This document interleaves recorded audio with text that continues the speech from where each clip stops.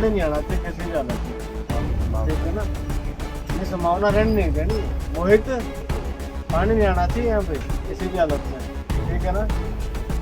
ये ठीक नहीं रही ऐसी छुट्टियां मत को देना, जो करे गाँव वाले करके देना है। मूसलाधार बारिश से ही इन दिनों हरियाणा में हाहाकार मचा हुआ है। नदियां उफनाई हुई हैं। लगातार बढ़ रही जलस्तर से निचले इलाकों पर डूबने का खतरा मंडराने लगा है। सबसे खतरनाक स्थिति यमुना नदी की है, जिसका रौद्र रूप डराने वाला है। यमुनानगर में पलवल तक सैकड़ों गांव बाढ़ की चपेट में हैं।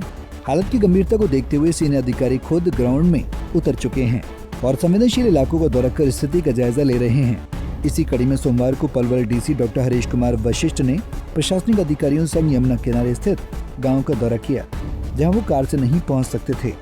वहां उन्होंने मोटरसाइकिल का सहारा लिया और लोगों के बीच पहुंचे। डीसी ने तटबंधों को मिट्टी डालकर मजबूर करने के आदेश दिए और वहां मौजूद अधिकारियों को चेताया कि किसी भी सूरत में गांव में पानी नहीं घुसना चाहिए, वरना अंजाम सही नहीं होगा। पलवल डीसी ने बताया कि 1 सितंबर की सुबह ताजीवाला डैम से 3 लाख क्यूसेक पानी छोड़ा गया, जो 3 सितंबर तक पलवल के गाँव तक पहुँचेगा। लिहाजा बागपुर, दोस्तपुर और राजूपुर खादर जैसे गाँव में बाढ़ आ सकती है, इसलिए यहाँ रहने वाले लोगों को सुरक्षित स्थानों पर शिफ्ट करने का निर्देश दिया गया है। आज सुबह ताजेवाला हेड से 3.3 लाख क्यूसेक पानी छोड़ा गया है, जो 3 तारीख को सुबह 8 बजे तक हमारे पलवल के एरिया में पहुंचेगा। इस चीज़ को ध्यान में रखते हुए ही पूरा प्रशासन आज फील्ड में था।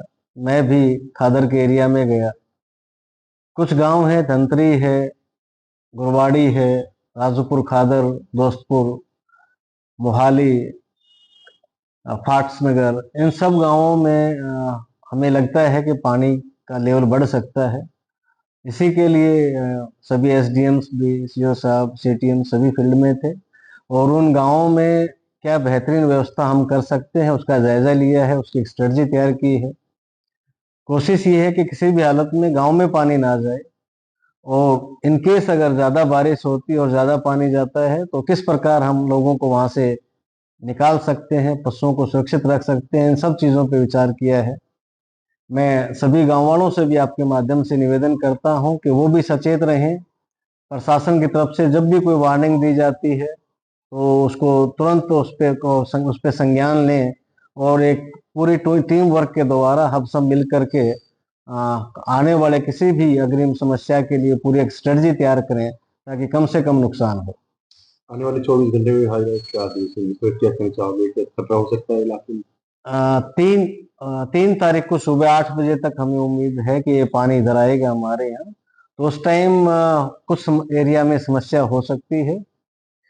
इसीलिए हम स्ट्रेटजी बना रहे हैं कि किस प्रकार जो नुकसान है उसको मिनिमम किया जा सके।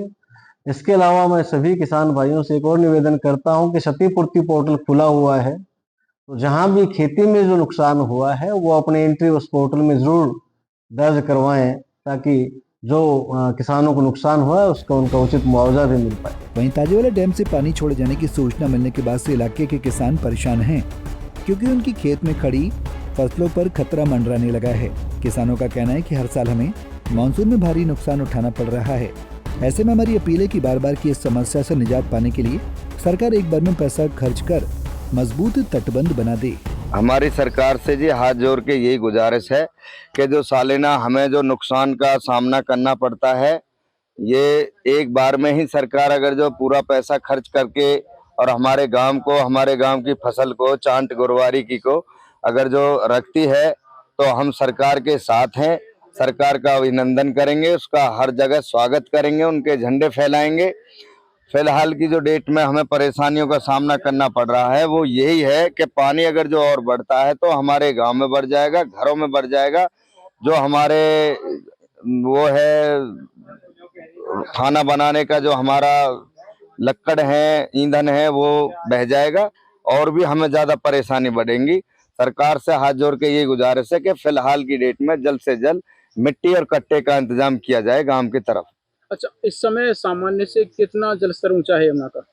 यमुना का जी अभी तक तो कोई हमें खतरा महसूस हो नहीं रहा, लेकिन जो हम समाचार में सुन रहे हैं, न्यूज में देख रहे हैं, उससे हमें खतरा लग रहा है, डर लग रहा है उससे कि पानी बढ़ता है तो हम क्या कर पाएंगे, जल्द से जल्द नहीं मिट्टी गोल कर पाएंगे, नहीं कट्टा भर पाएंगे।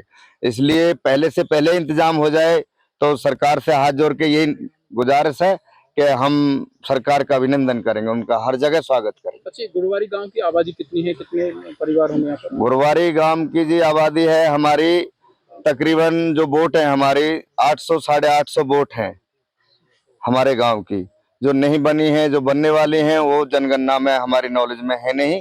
बाकी जो अनलेबल हैं फिलहाल की डेट में 850 के करीब में हमारी बोट है। परिवार कितने हैं यहाँ पर? परिवार कम से कम 50 परिवार है जी।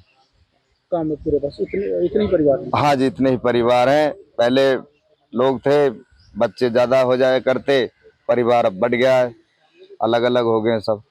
तो स्थायी समाधान यही है कि यहाँ पर एक बंदा का निर्माण किया जाए? हाँ जी, बंदा तो देखो जी जब ही बन पाएगा जब फसल कट जाएंगी और मिट्टी का पूरी सुविधा मिल जाएगी, मिट्टी लेने की इधर उधर से।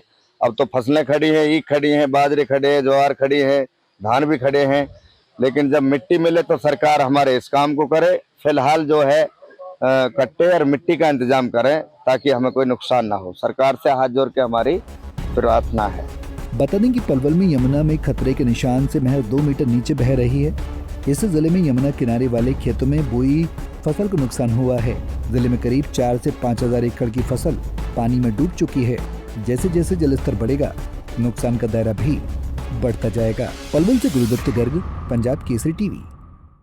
हमसे जुड़े रहने के लिए हमारे YouTube चैनल को सब्सक्राइब करें और नई वीडियो की नोटिफिकेशन के लिए बेल आइकॉन को दबाएं। अगर आप ये वीडियो Facebook पर देख रहे हैं तो लाइक जरूर करें और ज्यादा से ज्यादा शेयर करें। धन्यवाद।